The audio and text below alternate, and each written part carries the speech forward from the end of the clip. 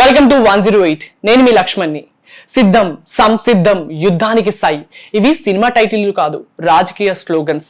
Cinema ప్రభావం గట్టిగా ఉంది అని ఒక పెద్ద హీరో చెప్తే నమ్మలేదు, కానీ ఇవన్నీ చూస్తుంటే నమ్మక తప్పేటట్లు లేదు. అధికారం పక్షం ఎన్నికల యుద్ధానికి సిద్ధం అంటూ ఒక స్లోగన్ విడుదల చేసింది. ఆ స్లోగన్ కి ప్రతిపక్షం కూడా తమదైన శైలిలో కౌంటర్లు ఇస్తూనే ఉన్నారు. అయితే ఇప్పుడు మనం మాట్లాడుకునేది రాప్తాడులో జరిగిన సిద్ధం బహిరంగ సభ గురించి. మునుపెన్నడూ లేని విధంగా జగన్ సభలో వచ్చిన జనసమూహాన్ని చూసి అందరూ బిత్తరపోయారు. రాప్తాడు సభకు వచ్చిన జనం బలం చూసి వైసీపీ పార్టీ మంత్రులు ఊపిరి పీల్చుకున్నారనే చెప్పాలి.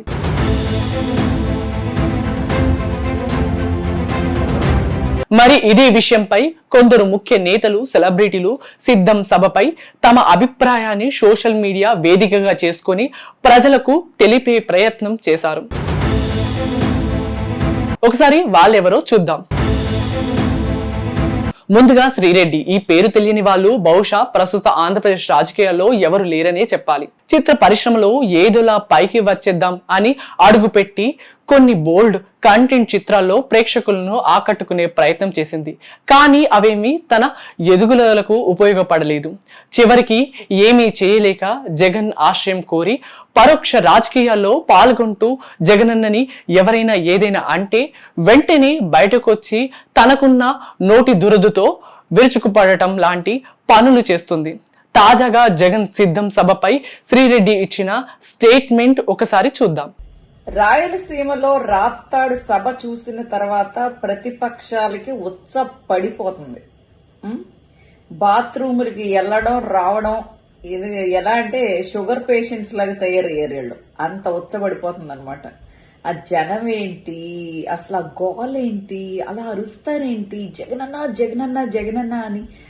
అసలు ఏంటి ఇంత పిచ్చి జనాలకి జగనన్న అంటే ఆ అభిమానం. ఒక సొంత కొడుకు ఎలా అయితే ఒక కుటుంబానికి తను సంపాదించి పెడుతుంటే తల్లిదండ్రులు ముచ్చట పడిపోతారో, ఏ కొడుకైతే ప్రయోజకుడైతే తల్లిదండ్రులు ముచ్చట పడిపోతారో, సంతోష పడిపోతారో అలాగే ఈ రోజు జగనన్నని కొడుకుగా, అన్నయ్యగా, మేనమామగా చూసుకుంటున్న ఈ ప్రజలందరూ కూడా అలా సంతోషంతో ఆనందంగా కేరింతలు కొడుతున్నారు.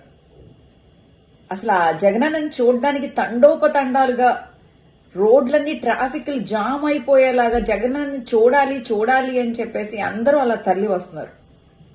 అసలు ఆ జన సంద్రానికి ప్రతిపక్షాలకి ఉచ్చ పడిపోతుంది. ఈరోజు జగనన్న ఒకటి అడిగారు, ఇంతమంది కలవాల్సిన అవసరం ఏముంది, పోనీ నేను వీక్ క్యాండిడేట్ని అయితే అని అడిగాడు. ఎందుకు కలుస్తున్నారు మీరందరూ? ఎందుకు కలవాల్సి వస్తుంది?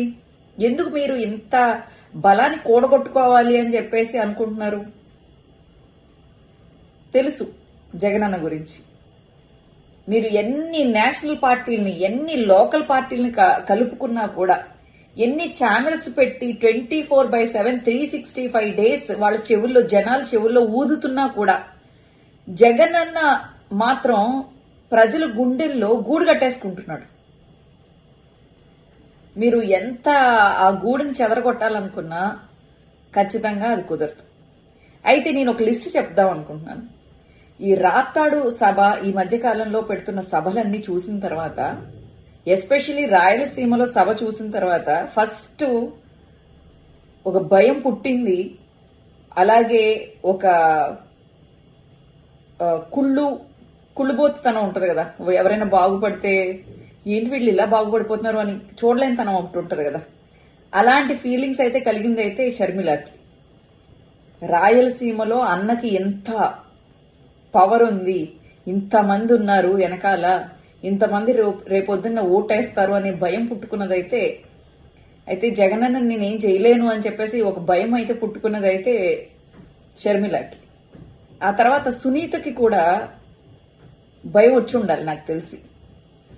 ఆ తర్వాత సునీత మొగుడికి, అలాగే షర్మిలక మొగుడికి కూడా ఒక చెప్పు దెబ్బ లాంటిది. ఏంటిది? ఈ జన సందోహం.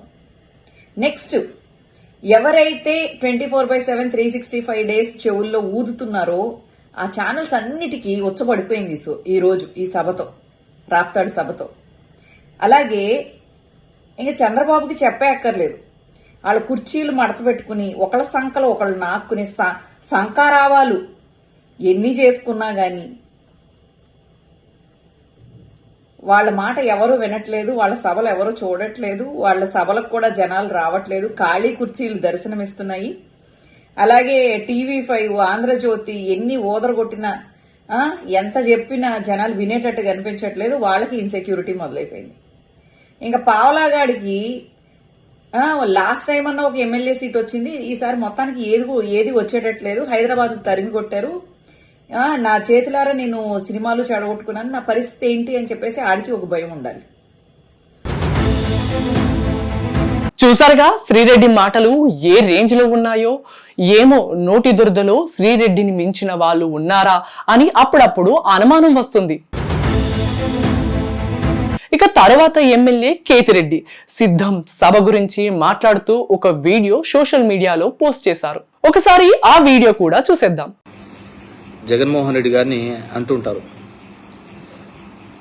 ప్రతిపక్షాలు, ఈయన బయటికి రాడు, పరదాల చాటన ఉంటాడు ఇది అని. ఈ దేశ చరిత్రలో జనం దగ్గరికి, జనంతో కనెక్ట్ అయినటువంటి లీడరు, ఇంతటి మాస్ లీడరు ఎక్కడే కానీ దేశంలో లేరు. అంతగా పబ్లిక్లో భవిష్యత్తులో కూడా ఉండరు. తన పాదయాత్రతో కావచ్చు, తను చేస్తున్న మంచి ద్వారా కావచ్చు, నేరుగా పబ్లిక్ని తాకినాడు. ఇప్పటికీ తెలుగుదేశం పార్టీ వీళ్ళందరూ కూడా అర్థం చేసుకుంది ఏంటంటే, జగన్మోహన్ రెడ్డికి ఎందుకు అంత కాన్ఫిడెన్స్, జగన్మోహన్ రెడ్డికి ఎందుకు అంత కాన్ఫిడెన్స్, ఏ విధంగా అతను ఆ విధంగా చెప్పగలుగుతున్నాడు 175 అంటే బికాస్ హీ డిడ్, చేశాడు. 70 సంవత్సరాల రాజకీయ చరిత్రలో ఎవరూ చేయలేని విధంగా చేసినాడు. చేయడమే కాకుండా నేను చేసినది మీ ఇంటికి మంచి జరిగింటేనే నాకు వేయండి అనే ధైర్యం చెప్పాలంటే చాలా గట్స్ ఉండాల. ఆ గట్స్ ఉన్న లీడర్ కాబట్టే ఇతని కోసమని, ఇతన్ని ఏ విధంగా చెయ్యాలి అని వివిధ పొత్తులు పెట్టుకుంటున్నారు. కాంగ్రెస్తో ఒకసారి, బీజేపీతో ఒకసారి, జనసేనతో ఒకసారి, ఇంకో కమ్యూనిస్టులతో ఒకసారి. కేవలం జగన్మోహన్ రెడ్డిని ఎట్లా ఇతన్ని ఎదుర్కోవాలా అనే ఒక ధైర్యం లేక, ఒక నమ్మకం లేక వీళ్ళందరూ ఇంకా పాతకాలపు ఆలోచనలలోనే ఉన్నారు. ఏదో ఈనాడులో వచ్చేకల్లా, కథనాలు వచ్చేకల్లా అది నమ్మేస్తారు జనాలు. ఆంధ్రజ్యోతిలో, టీవీలలో వచ్చేకల్లా, ఏబిఎన్లో వచ్చేకల్లా ప్రజలు విశ్వసిస్తారు. TV5లో వస్తారు, సోషల్ మీడియాలో వస్తారు. ఆలోచించుకోవాల్సింది ఏంటంటే, జగన్మోహన్ రెడ్డి జనంతో కనెక్ట్ అయినాడు. మీరు టీవీ ఛానళ్లతోనూ పార్టీలతోనూ మీరు పొత్తుగా కనెక్ట్ అయినారు. చూసారుగా కేతిరెడ్డి ఏమన్నాడు.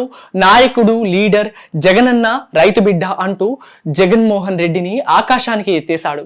నేను మంచి చేస్తే నాకు ఓటు వేయండి అని చెప్పే దమ్ము మీకుందా అని ప్రతిపక్షాలకు కేతిరెడ్డి సవాల్ విసిరాడు.